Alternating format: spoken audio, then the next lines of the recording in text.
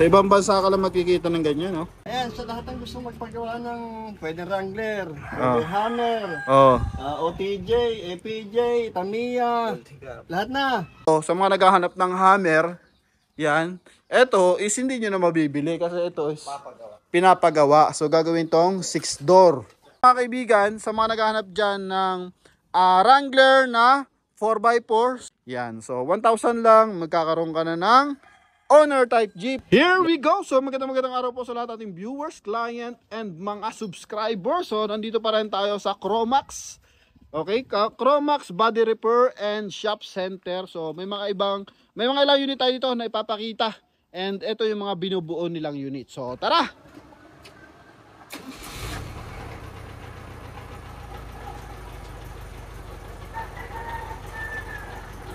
Naka-air suspension daw mga kaibigan, no?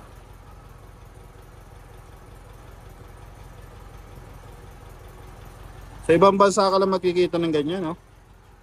Pero dito kay Cromax, pwede mong ipabuo ng ganyan. No?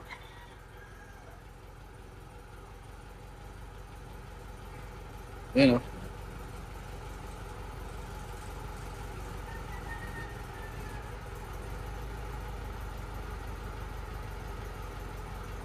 Dumitikit pala yan.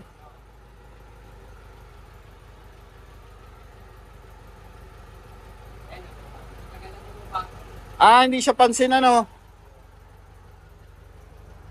Pakita natin yung mukha. Yun, no. Tamiya pa rin yan. Ang tawag dito. Oh. Bebe siya ginawa. Ibang klase, no. Passing owner to. Oh. Mga kaibigan, so nakakaalam ko anong tawag dito. Alam ko yung body niya Tamiya, pero yung klase nakalabas yung gulong, no? So ang gagawin diyan, lalagyan siya ng fender. Tama ba, bossing? Lalagyan ng fender, no? Ayan, parang hot rod. Kaya sa ibang bansa lang tayo nakikita ng ganon, sa YouTube lang. Pero ngayon dito pala sa Cavite, meron na rin. And si Cromax yung unang magpapalabas, no? Ano makina na ito, bossing? 12R Toyota? Toyota 12R, oh. Buha-baba siya pero bahagyang-bahagya lang. Pero at least, yun nga, lumalapat yan, no? Yun nga, lalapat yan, no? 12R.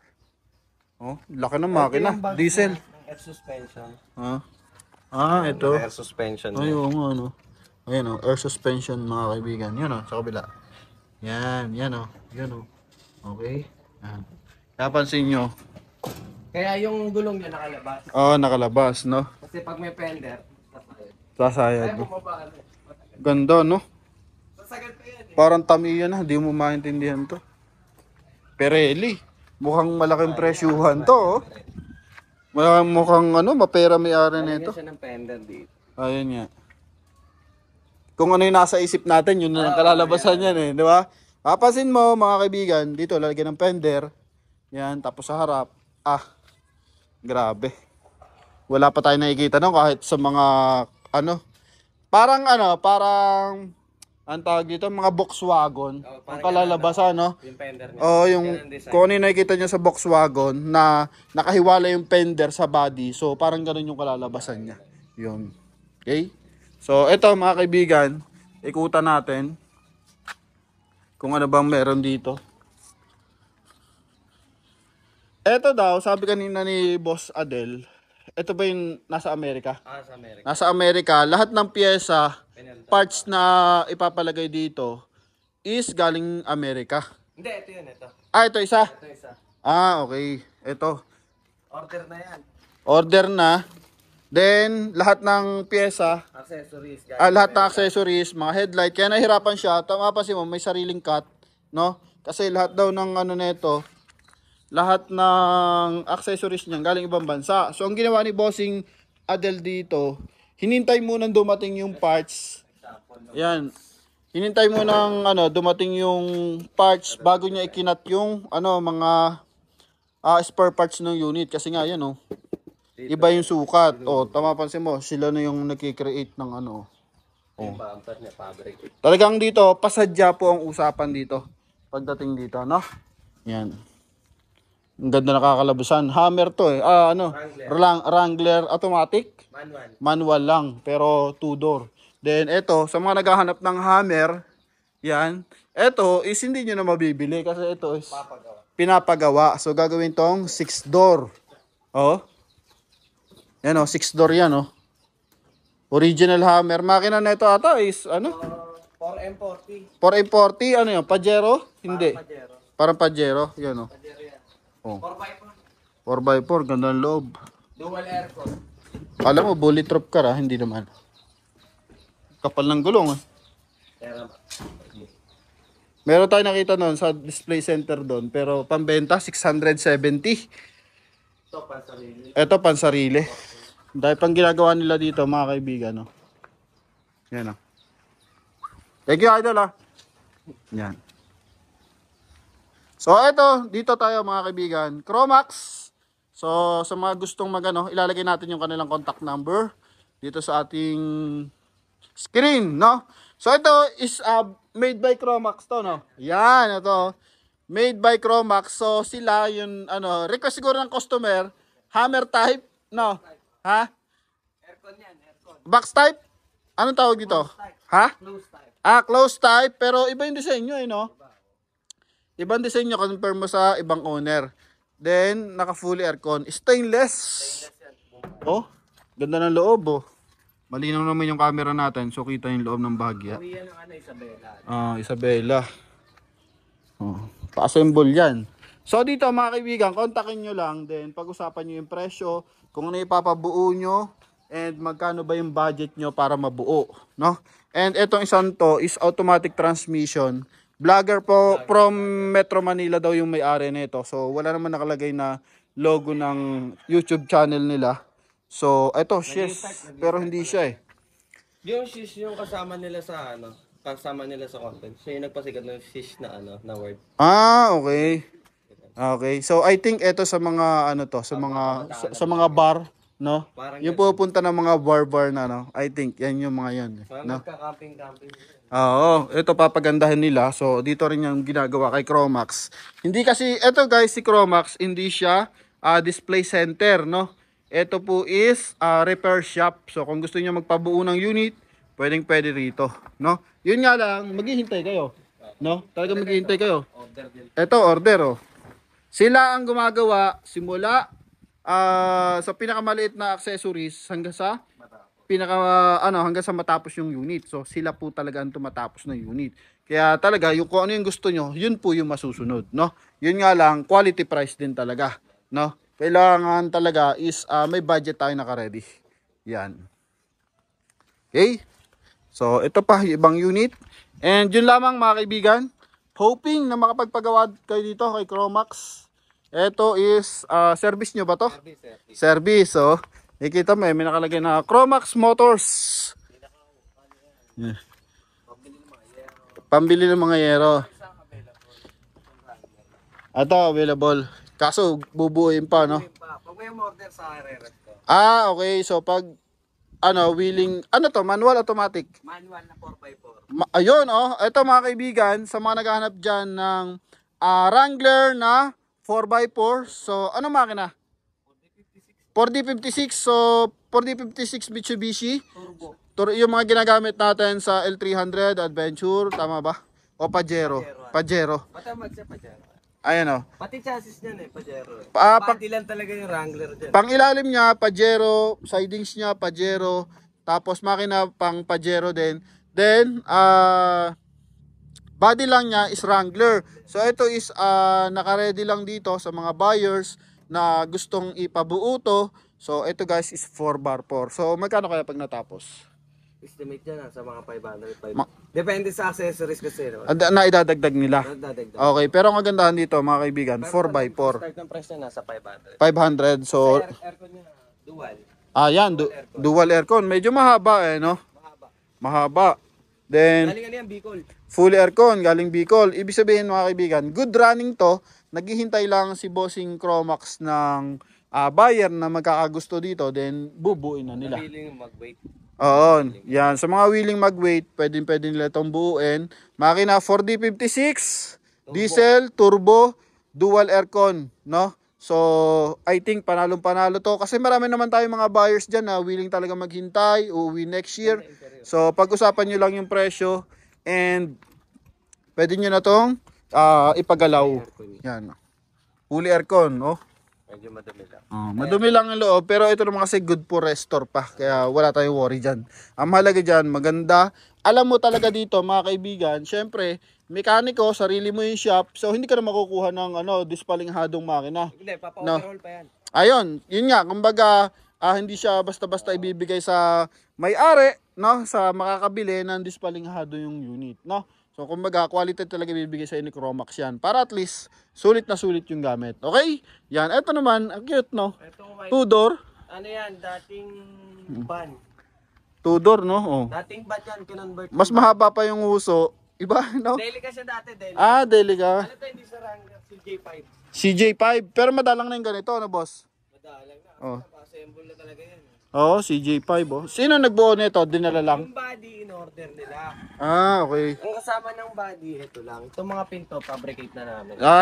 Kumbaga kayo na nag-ano yan. Oo, kami na Kumbaga, ito pala, ongoing project na. Matagal na to eh. Kasi hindi nakasikas yata. Pintura na lang ang ano dyan, ano? Napinturahan yan. I-refresh na lang, oh. Papakinisin na lang. Ano yan? Dating Delica na van. Okay. 4x4 yan, automatic. Delica, Mitsubishi. Mitsubishi. Ang makina, no? Automatic yan, 4x4. Okay, then ito naman, FPJ. Kaya parapol yan. Pinaparapol na lang to. Yan, so mga sa mga gusto mag-rapol, pwede. Ayun nga eh. So sa mga gusto mag-rapol, magkano parapol dito, boss? 1K 1K per slot. per slot, pwede. Next month, idodoro yan.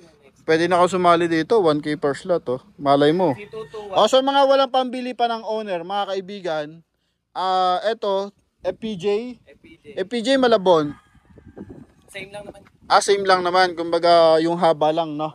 Tsaka konting Tawag sa size na standard. standard size, no? FPJ makina. C221. C221 Isuzu. So, diesel. So, pwedeng irarapol to ng anong date Next irarapol? month, bago magpasko. Bago magpasko, irarapol to. Kulang pa siya kasi ng 70 slot eh. Okay, kulang pa daw ng 70 slots. So, irarapol to ng 1,000 per slot. So, kahit ako, pwede akong sumali dito para at least, malay mo, manalo tayo ng owner. Di ba? Yun, oh. Sa mga wala pang bili ng owner, so, pwede kayong, yung 1,000 nyo, lalo na sa ating mga subscriber dyan.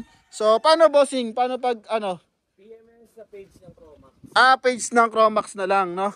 So, yan. Sa Facebook ng Cromax, so, pwede kayo mag-message para makasali kayo sa raffle coupon, sa raffle draw nila ngayong December. Okay? Yan. So, 1,000 lang, magkakaroon ka na ng owner type Jeep. Yan. Ito naman. Customer to pag. Stock sir ng 20 yun siya tayo stock to. 20. Pero yung kaha, bagong gawa. Yung body niya, yan yung luma. Yan na yun talaga. Pero makinis, ano? Binapping. So, eto guys, 20 years na naka-stock. Binapping lang, no? Yan, oh. Shoutout kay Boss Adel. Oh. Yan, oh. Driver! Yan, oh. Lalapit na. Pahinga. So, thank you sa pag-entertain, bossing. Yan, oh. Ayan, sa lahat ng gusto magpagawa ng pwedeng Wrangler, pwedeng Hammer, OTJ, APJ, Tamiya, lahat na. Ginagawa namin yun. Body ng L3. Kaya hindi tayo makapagbenta ng mga sa walk-in. Oo. Kasi busy tayo sa dami ng order. Kaya nga, ang daming order, eh, no? Oo. Tropa to ni Bossing Boy Singket, yung isang pinagbablaga natin. So, doon naman kay Bossing is display center. So, dito naman guys, sa mga gusto talaga magpabuo ng unit, dito yan kay Cromax. Yun. Sadya, dito yun. Yun, yan o. So, mga pasadya, kumbaga may sarili kayong picture ng disenyo. So, isend nyo lang. Isesend nyo lang. Ilalagay natin yung link ng kanilang Facebook page dito sa ating description para at least mas madali nyo siya makontak, no? Bukod sa contact number, lagay natin yung kanilang Facebook page. Okay ba yan? So, mapapansin nyo, Bossing Adel, thank you Okay. Yan. So, mapapansin nyo mga kaibigan, eto, 20 years na nakatenga, etong FPJ na to, pero makikita mo naman ngayon, pinakinis lang nila, no?